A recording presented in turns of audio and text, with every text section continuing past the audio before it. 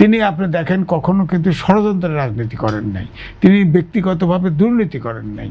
এই কারণেই তাকে পরিচ্ছন্ন রাজনীতি বলা হয়। রাজনীতিতে উনি বড় কঠোর এবং তার জায়গার থেকে সিদ্ধান্ত থেকে সরেন নাই, এবং এই মুহূর্তে তাকেই রাষ্ট্রপতি যা ছিল তার ভিতরে উনিই বেস্ট চয়েস। একটি গোলাপ দিয়ে মির্জা ফখরুল ইসলাম আলমগীর, যিনি নতুন রাষ্ট্রপতি নির্বাচিত হয়েছেন, তাকে অভিবাদন বা অভিনন্দন জানিয়েছেন প্রধানমন্ত্রী। মুহূর্তটি কেমন দেখলেন?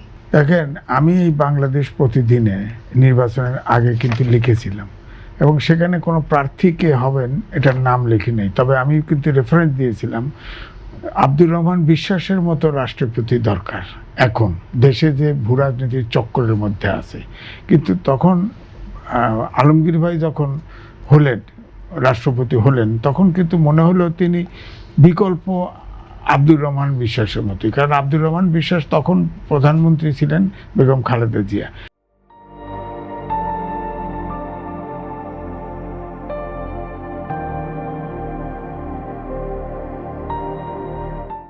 তিনি কিন্তু কু হতেছে, তখন নাসিম সাহেব কু করছিলেন, কু ভণ্ডুল করে দিয়ে সে কিন্তু তখন পরামর্শের সময় পায়নি, সে কিন্তু দেশটাকে ধরে রাখছিলেন। তো আমার কাছে মনে হয় এই ধরনের যে ফখরুল ইসলাম আলমগীর আমার অনেক প্রিয়, আমাদের অনেক স্নেহ করে, এটা ঠিক আছে। একবার প্রেস ক্লাবে আওয়ামী লীগের সময়ে তাকে সারা আপনার ঘুরে ঘেরাও করে রাখছিল, তখন শেষ পর্যন্ত আমি বলেছিলাম যে আলমগীর ভাই, আপনার অপমান তো ঠেকাইতে পারবো না, সারা রাত থাকলো, আমাদের লোকও বেরিয়ে গেল। তখন বললাম যে আপনার পুলিশের গাড়ি আসছে, পুলিশের গাড়িতে তুলে দেই, কয়ে দেন, পেছন দিয়ে পুলিশের গাড়ি তুলে দিলাম।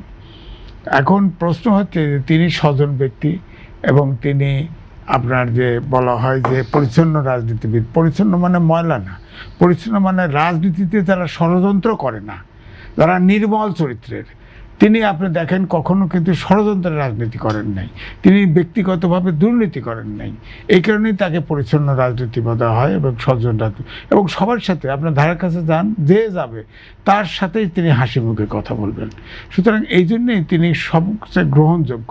এবং আপনি দেখেন ম্যাডাম খালেদা জিয়ার সাথে সেটা মহাসচিব ছিলেন, কত ময়লার গাড়ি ফোড়ানোর আগুনে দিছে, কত কিছু জেলে গ্যাসে আইছে, কিন্তু উনি তো হাল ছাড়েন নাই, উনি কিন্তু অনড়। সুতরাং আমি মনে করব এখন যে দেশের রাজনীতিতে যে জায়গায় আছে, যেভাবে ষড়যন্ত্র চলছে, তাতে উনি কিন্তু যতই নরম দেখা যায় কেন উনি ব্যবহারে স্বচ্ছ, ব্যবহারে সবার সাথে সমাদৃত, কিন্তু উনি কিন্তু রাজনীতিতে উনি বড় কঠোর, এবং তার জায়গার থেকে সিদ্ধান্ত থেকে সরেন নাই, এবং এই মুহূর্তে তাকেই রাষ্ট্রপতি যা ছিল তার ভিতরে উনিই বেস্ট চয়েস, এবং উনি হয়েছেন। আমি ওনাকে দীর্ঘায়ু কামনা করি, এবং উনি ভালো হয়েছেন।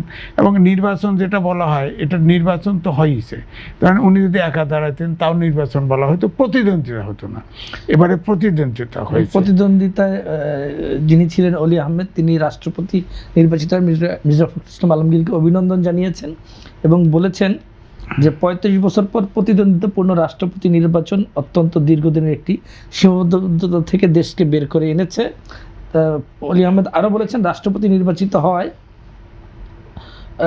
দীর্ঘ রাজনৈতিক যাত্রায় আমরা উভয় একসঙ্গে দায়িত্ব পালন করেছি। সুতরাং গণতন্ত্র, স্বাধীনতা, সার্বভৌমত্ব, নাগরিক অধিকার ও জাতীয় স্বার্থ অক্ষুণ্ণ রাখার স্বার্থে আমাদের বিশ্বাস ও অঙ্গীকার অভিন্ন। না, এটাও ওনাকে ধন্যবাদ জানাই। তবে আমি